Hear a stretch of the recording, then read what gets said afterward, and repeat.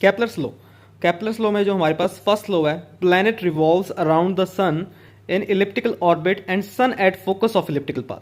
तो देखिए यहाँ पर मैं क्या कहना चाहता हूँ कि मैं तो क्या कहना चाहता हूँ, केपलर्स कहना चाहते हैं, केपलर कहना चाहते हैं कि जो आपके पास प्लैनेट्स हैं वो आपके पास इलिप्टिकल पाथ में मूव करते हैं, ठीक है, इलिप्टिकल पाथ में रिवॉल्व करते हैं अराउंड द सन। और सन कहाँ पर है? Sun is at the focus of this ellipse. Okay, इसके नेक्स्ट पर चलते हैं। नेक्स्ट जो आपके पास वो ये कहता है, line joining the sun and planet, line joining the sun and planet sweeps out equal area in equal interval of time। ठीक है, देखिए क्या कहना चाह रहा है, line joining the sun and planet. पहले तो मैं सन एंड प्लैनेट के बीच में लाइन ज्वाइन कर देता हूं, ठीक है। Sweeps out equal area in equal interval time, ठीक है। तो मान लीजिए ये डेल्टी टाइम यहां पर चला और उसने इतना एरिया कवर कर लिया, ठीक है। और मान लीजिए ये प्लैनेट जब यहां पर पहुंच गया, डेल्टी टाइम ये इतना यहां पर चला तो यहां पर पहुंच गया, तो दोनों का जो एरिया होगा वो दोनों का सेम होगा।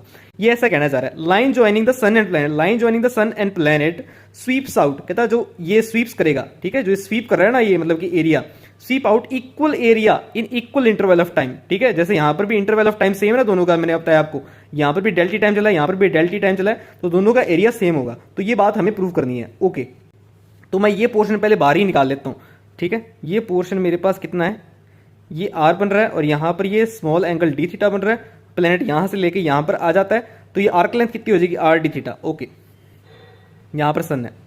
अब जो ये प्लैनेट है इसने कितना एरिया कवर किया होगा, ठीक है, इसका एरिया कितना होगा आपके पास, ये एरिया होगा आपके पास हाफ इंटू ये बस ट्रायंगल ही लग रहा है ना आपको, ट्रायंगल है ना ये आपके पास, हाफ इंटू बेस, बेस कितना है इसका, आर डी थीटा, और इसकी हाइट कितनी है, आर है, ठीक है। तो कितना हो गया, R square D theta by 2। Okay, मुझे ये देखना है कि डी टी टाइम में भी इतना ही एरिया कवर करेगा, तो del A by del T, del A by del T, तो कितना हो जाएगा, R square by 2 D theta by D T, क्योंकि आर तो कांस्टेंट है और 2 भी कांस्टेंट है, तो इंटीग्रेशन सिर्फ आपके पास किसका होगा, डी थीटा का होगा। ओके, अब देखिए आपको पुराने फॉर्मूले इसके लिए पता होने चाहिए, ठीक है। जैसे कि अब यहाँ पर जो फॉर्मूला यूज होगा, अब जैसे R square by 2, R square by 2, अब ये ओमेगा भी क्या लिख सकते हैं ना हम इसको, omega is to D theta by D T होता है आपके पास, ठीक है। तो ये बात आपको याद होनी चाहिए। ओके, देखिए अगर मैं यहाँ पर m से ऊपर नीचे मल्टीप्लाई कर दूं तो कोई प्रॉब्लम नहीं है, ठीक है। अब देखिए क्या बन गए, m omega R square, m omega R square आपके पास क्या होता है, l होता है, very good, l by 2m, ठीक है। और आप जानते हो कि सेंट्रल फोर्स में एंगुलर मोमेंटम कांस्टेंट है, 2 भी कांस्टेंट है और इसका मास तो कांस्टेंट है ही जो प्लैनेट मूव कर रहा है, तो इसलिए हमारे पास dA by dt, rate of change of area with respect to time is the constant. अब ये कांस्टेंट आ गया है तो dt टाइम में जितना भी आपके पास ये कवरिंग करेगा, ठीक है, वो area swept for the dt time interval will be the same. तो ये कांस्टेंट आ रहा है, तो ये आपके पास ये प्रूफ हो गया, ठीक है। थर्ड की तरफ चलते हैं, थर्ड थोड़ा सा बड़ा है आपके पास, ठीक है। ये आपके पास है law of time period. Law of time period क्या कहता है आपको, कहता है time period of any planet, time period of any planet is directly proportional to a to the power 3/2, ठीक है। जो आपके पास सेमी मेजर एक्सिस है उसके आपके पास क्या होगा, ये प्रोपोर्शनल होगा उसकी 3/2 पावर की, ठीक है। तो ये बात हमें प्रूव करनी है, तो आइए प्रूव करते हैं। Time period is equals to distance, distance कितना कवर कर रहा है ये, देखिए जो एरिया होगा इलिप्स का वो सारा का सारा कवर करेगा, area of ellipse, area of ellipse by, ठीक है। जो यहां पर नीचे आपके पास वेलोसिटी आएगी, नीचे आएगी एरियल वेलोसिटी, एरियल वेलोसिटी, ये आपके पास क्या है, एरियल वेलोसिटी। ओके, तो rate of change of area by time है आपके पास ही, ठीक है।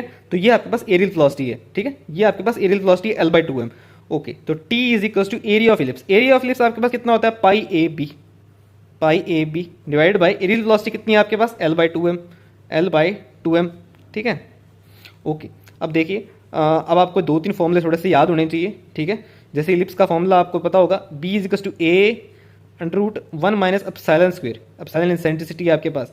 और एक फॉर्मूला मैंने आपको बताया था, जो एक फॉर्मूला जो आपने बीएससी में पढ़ा है, 1 प्लस जो एसेंट्रिसिटी और एनर्जी में रिलेशन था आपके पास, 1 + 2l square by mu k square √ is equal to epsilon. Okay, तो यहाँ से मुझे क्या पता लगता है, 1 माइनस एप्सिलॉन स्क्वेयर कितना हो गया है, हाँ जी, 1 minus epsilon square, 1 minus epsilon square आपके पास आ जाएगा a minus 2EL square by mu k square, ठीक है। और एक एनर्जी का फॉर्मूला आप पढ़ के आए हैं, E is equals to minus k by 2A, okay. E is equals to minus k by 2A, E is equals to minus k by 2A आप यहाँ पर सब्स्टिट्यूट कीजिए तो आपके पास कितना आ जाएगा A, E is equals to minus k by 2A यहाँ पर सब्स्टिट्यूट कीजिए तो यहाँ पर आपके पास 2E की वैल्यू सब्स्टिट्यूट कर देता हूँ माइनस के बाई A, तो KL square mu k square A, ठीक है। तो ये कितना आ गया, K से A की कैंसिल और बाहर आपके पास अंडर रूट A और L स्क्वेयर बाय म्यू के, ओके। तो अब मैं यहाँ पर इसमें वैल्यू सब्स्टिट्यूट कर देता हूँ, T is equals to pi a b, pi A और B, B की वैल्यू मेरे पास ये रही, B की value A half under root L square by mu k और डिवाइड में क्या था L by 2M, L by 2M is equals to, अब देखिए तो ये A 3/2 हो जाएगा, पाई A 3/2 और यहाँ पर L स्क्वेयर से ये L स्क्वेयर कैंसिल, ठीक है, अंडर रूट है ना इधर, म्यू के 2M, ठीक है। तो ये आपके पास क्या बन गया 4 म्यू बाय के, अंडर रूट 4 म्यू बाय के, ठीक है। तो यहाँ पर आपके पास 4 भी कांस्टेंट है, म्यू भी कांस्टेंट है, के भी कांस्टेंट है, पाई भी कांस्टेंट है, तो टाइम प्रोपोर्शनल किसके आ गया A की पावर 3/2 के। तो ये आपके पास केपलर थर्ड लॉ प्रूव हो गया।